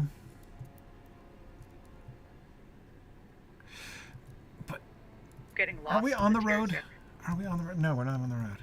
Yes, we are on the road. No, this is the road. That's the road right in front of us. Okay, so hang on. So, but down here on the stage level, with all of these 3 layers of, like, viewing up around on either side, is nothing but a landing where we can either go continue straight down the stairs, the big double wide stairs, or we can go around the side to over here, which I almost fell off that.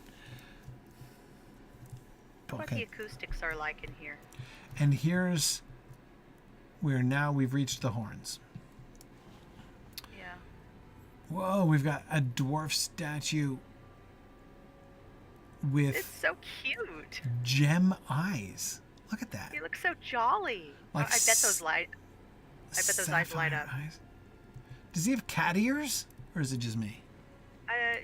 It's cat suggestive, but it looks like what some of the dwarf helmets we've seen from the older type. Maybe. Almost Babylonian style. Or maybe I'm thinking of Warcraft. I'm not sure.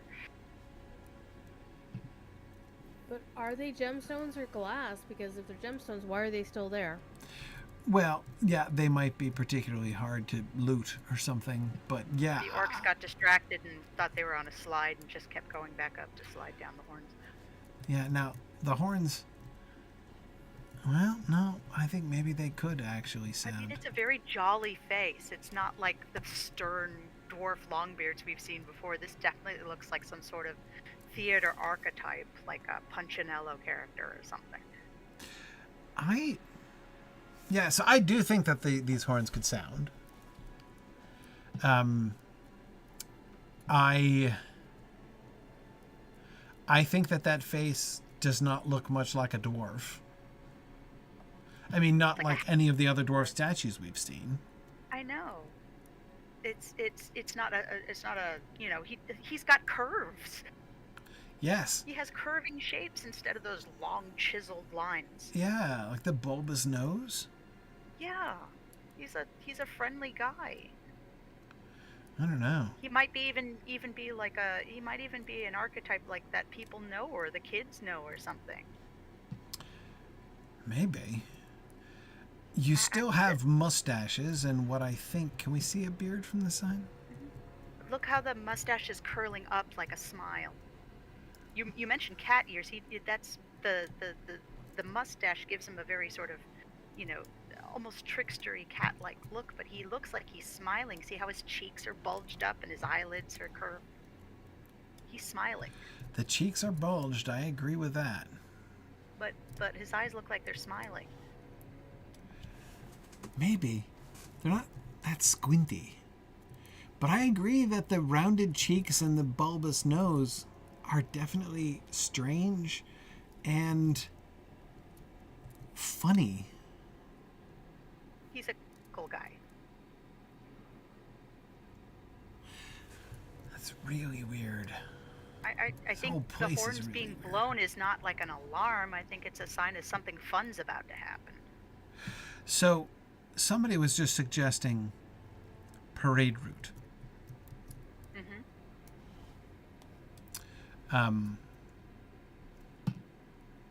Yeah, the other one over here is exactly the same. Though actually from here, you can see, does he have shoulders?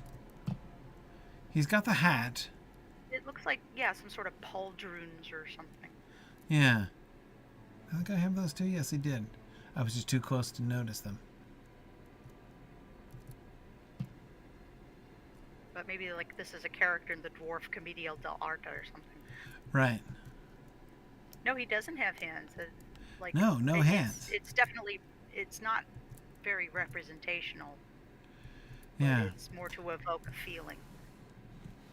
Guess I'm trying to follow, like, some kind of logic here.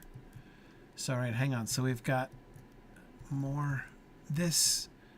Do we have stairs here? Yes, we do. Okay, so there are side stairs leading down to where the double wide was leading, right? So if we come down here and turn right, we'll be looking up at the stairs. Yes. Okay.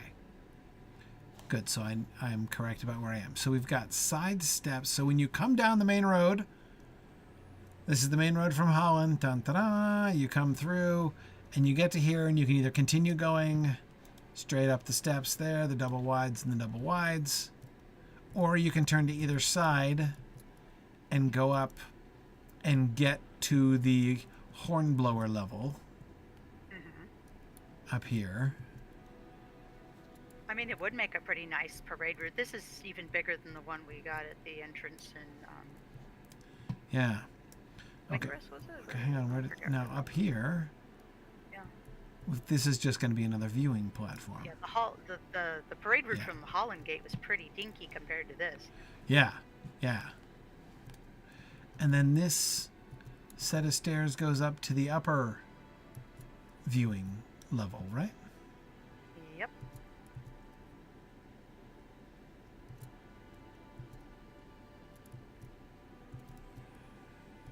Yes, and then that would go into the other side hall, which we haven't explored yet. Aha, right. Now we're back up to the catwalk level. Yep. All right. All right. All of you with C-class tickets up this way. Yeah.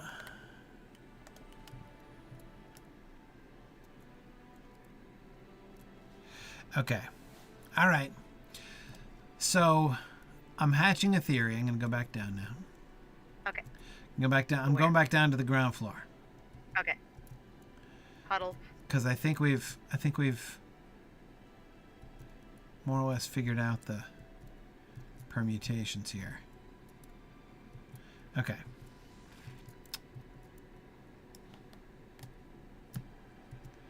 And down we go. And down we go. To the main road. Okay. So. This hall makes no sense as a hall on its own. Like, this is not a destination. Nope. There's no furniture. I mean, I know you'd say, like, well, but the furniture could be gone. It's been 1,000 years. There's no stone furniture, right? I mean, like, there's no seat. There's no... But what there is lots of viewing, as we've said. And what there also is the main road. And a lot of ornamentation on And there are horns, huge horns that look like they sound from in stereo, not from the top, but from the middle, right, on either side. I think that, but it's called the Great Hall of Durin, which again does suggest that like this was some kind of an audience chamber for Durin, but not his throne room, because there's no throne and no hint of where a throne might have been. Ergo, my conclusion is I agree with folks who have been suggesting parades. I think that this is where, when somebody came in, somebody like, as it might be Celebrimbor of Holland, for instance, entering in by the Holland Gate, they would journey to this point, and this is the point. Notice it's in the middle, right? We've got the Great Delving over here, and then Zelemelek here in the middle, and then Nudmelek over there towards the Dimril Dale. So this is like more or less the center of the route between Holland and the far, Holland and the Dimril Dale. So we got some deed text if you want any of that info. yeah. Well, no, not yet. I'm still, as always, keen to guess. No, I know.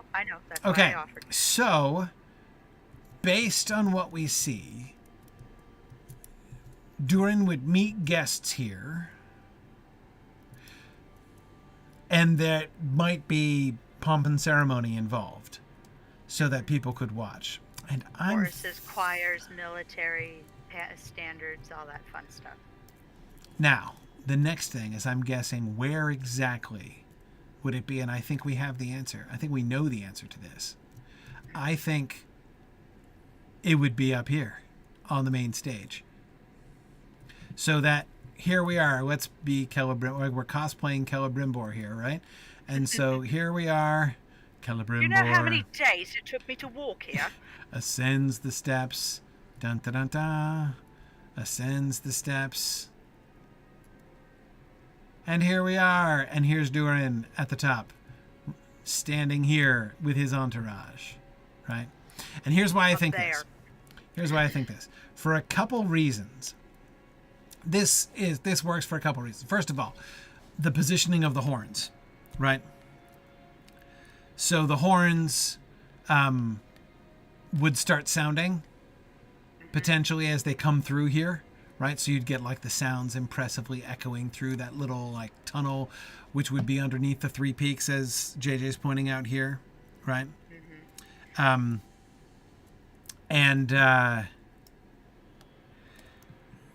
I'm sure the acoustics have been fine-tuned Oh, by yeah. the finest sound engineers. Oh yeah, and then Maybe they have that's why the columns are different. and then they have to come all the way up the stairs, and then they would be met here in the middle. So like this is why I like those, the ones that the middle level, right? The ones that were just the viewing chambers, the one on either side that we saw there, right? Mm-hmm. Those would be the good seats. Oh yeah. Those would be the good seats. So the wealthy dwarves would be lining the walls up there. As you say, the groundlings could be up on the top level. Or the servants. But you see how this is also designed. Not only, like, it's like a trust but verify sort of situation. Because in addition to having this grand, like Durin could even stand like right up here at the top of the stairs, right? And welcome them as they come up, or he could, be up here near the top of the stairs. But there are all these side approaches, right? So that if whoever was marching in looked like they might be hostile, you could have, you could have guards right over here, right? Ready to come down on either flank. And then, of course, remember there are those stairs down there. Yeah. Way back at the beginning. And it still holds my theory there'd be people on the catwalk, perhaps, like, Yep. reflecting crystals down to the bottom to get good lighting, or security up there as well. You could have spotlights and archers. Yes, absolutely. Oh, yeah, tossing confetti or glitter or jewels. Sure. lesser jewels like Yeah, because that's what garnet, jasper. the catwalk could be. But anyway, yeah, it's. But you could also completely surround them very easily once they're Be a here. good place to lay a trap for sure. Right. I mean, this is clearly not primarily designed for defense. The stairs are way too Yeah. broad for that. Oh yeah. However, Mithril dust. Because it's all ceremonial. But, should things go very poorly, or should there be any attempted betrayal, there's also plenty of opportunity to attack from the sides and behind. Oh yeah, Beliaville, good point. This could be a place that would have like royal weddings or coronations and stuff too, Possibly. or bestowing honors. With the beautiful approach, right? And then coming up here. Yeah. See, I but wonder I mean, about these columns. yeah, the fancy Yeah. columns. Yeah. Yeah, with the There's- bulbous things at the end. Those don't look dwarvy, but they fit the jester in the corner with the horn. I know, like maybe a circus sometimes takes up space here or something. I don't know if it's so. I can understand the those dwarf kids association out. with circus because they do look like funny poofy sleeves and they look vaguely clown-like. I'm not sure. They're round. That's the peculiarity. The of round, them. that was Yeah. what really caught my eye. It is peculiar. Yeah. Though, are they? Are they actually Not round sharp or are they just edges, bowed though. out? Not exactly round, but they're bulbous. You usually use circles in design when you're trying to make friendly or happy aesthetics. I think they're, if you look at that, I think they're flat-ish. But they're just so many panels that they look round. In Well, fact, the one on top is round, and the one beneath it is more fluted at the bottom. I think they're a little recessed. Could be. It gives it a very fluid Yeah. thing, like something squishy. No, look, there's no question that this is a very unusual effect, especially when juxtaposed against this, like, kind of column decoration, like the gold on blue that we've seen so many other places. Angles you could cut your chin on. Normally, yeah. Well, yeah, these are all rounded out. It's kid friendly. It's kid-friendly. I'm serious. Kid-friendly columns. Yeah. Sick of your kids bashing their foreheads on pointy-edged columns? Send them to the horn room. Worry no more. Of course, they'd have to be like kids who are like 8 feet tall in order to get to Or them. maybe they've been worn away by people touching them. But interestingly, they still use the red diamond on a gold background design on some columns down on the main drag, but they're not on a rounded texture. They're actually part of a square, hard angle shaped sort of column. Well, See any diamonds on the horn blower? I didn't. Only on the base of the column. The rest is all stripes and circles. Yeah, exactly. So we will have to remember this and see if we see those anywhere else. You can also see them up above, right? From here, you can see the first place where we noticed them was up there at the top level where we came in. And you can vaguely see them from here. Yeah, okay. So consider maybe not kid friendly, but family friendly. Friendly for all ages. Sure. Designed by elves. Or committee. or The tra-la-la-lally kind of elves. Maybe. influenced by. Mm-hmm. Though the rest of the architecture seems to be old. Like it's the old flooring and stuff. And the ceiling is funky. The ceiling is extra high here. Look at that. Good acoustics. Good acoustics. And a big chandelier to drop on the audience Blow before that Act 3. horn. Right, exactly. Okay. Yeah, so Or we'll, to make fun de- of you. we'll definitely have to keep an eye on these. I'm going to be very keen to see if we see any other of these columns anywhere else. Yeah, this is kind of blowing my mind a little. I don't think I explored this room very well in my first time. No, I remember doing quests in here. This room drove me bananas because it's so hard to navigate. And so I was always Yeah. just like, this was a try to memorize the shortest route between 2 points and get there, kind of room. And don't take a stable mount because it'll go in circles and make your tummy go funny. Yeah, exactly. So usually when I went on field trips with you back in the olden days, I was busy trying to kill enemies. So Right, I didn't have much luxury to look around unless there was a lull in the fighting. right, right. Okay. Well, all right. So I think this makes sense. I think this is the heart of it right here. Not an audience chamber. I wouldn't think it would be. It's conceivable it could be used for weddings, of course, but I don't think it would be used for ceremonies like award ceremonies or knightings or like that, those kinds of ceremonies. The big thing at Star Wars. Right. And the reason I don't think that is because this is not the throne room. Like there's a separate throne room for like official state ceremonies. State ceremonies would surely happen at in the throne room, but this is a very convenient place to meet visiting dignitaries, because the visiting dignitaries, who would mostly be elves and who would often, presumably in the old days, have used this as a highway to go from Eregion to Lothlorien, to the other side. I mean, it's easy. Explain why they want their friendly shapes out here. Yes.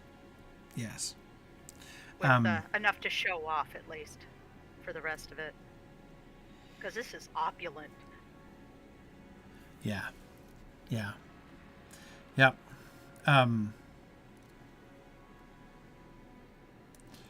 Yes. Okay. Well, that's pretty cool. Okay, so from here, what we should do is we should look at the southern side. It's just to see briefly what's up, because there's some back area, like up on the third story down to the south here, and then we'll work our way down through the main road and towards the west from here. As of course the majority of Zelamelech that we have not explored is to the west and then south here. All right. But good. I feel clearer about. I'm glad at least that now the Great Hall of Durin is no longer like a, madman's chamber of insanity in my head, which it always was before. So, cool. It's signage that disappeared a long time ago. Yeah, exactly. For attendants to help you find the way. Yep, exactly. All right, very good. Well, thanks everybody for joining us on this, our first ever Peregrine server field trip. We peregrinated, didn't we? We peregrinated, indeed. Thank you for joining our peregrinations. Huzzah. Very good. Good night, everybody. Thanks for coming. See you next week.